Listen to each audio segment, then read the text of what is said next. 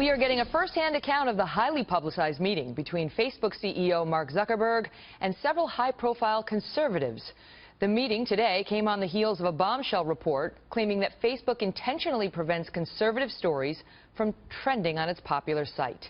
Joining me now, two people who sat face-to-face with Zuckerberg today. Dana Perino, co-host of The Five and former White House press secretary under George W. Bush, and Tucker Carlson, who's co-host of Fox & Friends Weekend and editor-in-chief of The Daily Caller. Great to see you both. You look adorable. You look like you're getting ready to go to the senior prom together. Your parents are going to pick you up in a limo behind us in that traffic. And by senior, you mean old. You know, by exactly senior, you mean old. You look like 16 tonight. It's amazing you were White House press secretary at 13. Okay, so let's dive right in and figure out what happened at this meeting. Let me just start with the headline. He hasn't yet admitted any fault.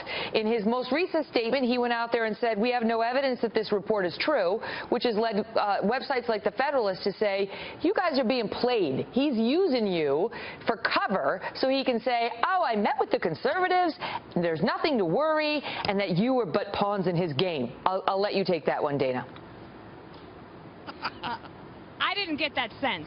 They still maintain that in their investigation they do not have any direct specific evidence, and that is against our policy. But I will tell you this, from the mood of the meeting, they definitely don't think this is a joke. They did not think that this meeting was just cover your you-know-what with the conservatives and placate them. I found them to be pretty genuine and sincere, and that they acknowledge that they have a trust problem with a significant portion of their customer base, and that they were trying to figure out a way, at least a first step, to open a dialogue so that they can try to fix it in the long run. Tucker, you actually run a conservative website, I mean, The Daily Caller.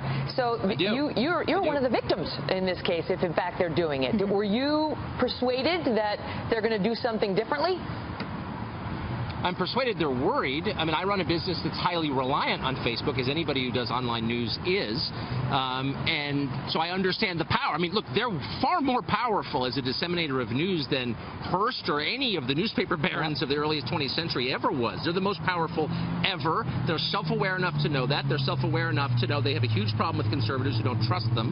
Secrecy is at the heart of what they do. The algorithm is obviously proprietary. You don't know what's in it. And so you have to trust them in order to play along with them. So, yeah, I mean, they get that they need to do a lot of work to persuade conservatives. The case that we made, in part, was, look, everyone who works at Facebook probably comes out of a similar culture and shares the same set of political presuppositions. Is that a problem itself? Is it an airless room? And they sort of acknowledge that, yeah, maybe that's a problem. It's tough to find a bunch of conservatives out in Menlo Park, Dana. I mean, this is like they're going to have to draft from like the middle of the country if they want to fill the ranks with conservative-leaning young people.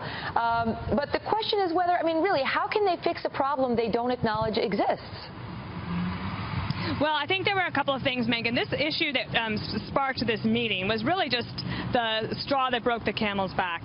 There were a lot of concerns raised tonight that had nothing to do with the particular issue of the trending topics, which is that issue is, was Facebook, did they have some contractors that were suppressing conservative viewpoints in news and in order for liberal viewpoints in news to rise to the top? That was a specific issue that brought us all here. But that really wasn't just the concerns. I actually think that on that side of things, as we were listening to them, that part of the business is relatively new. The news feed that everybody uses every day, that's about 10 years old. It's very mature.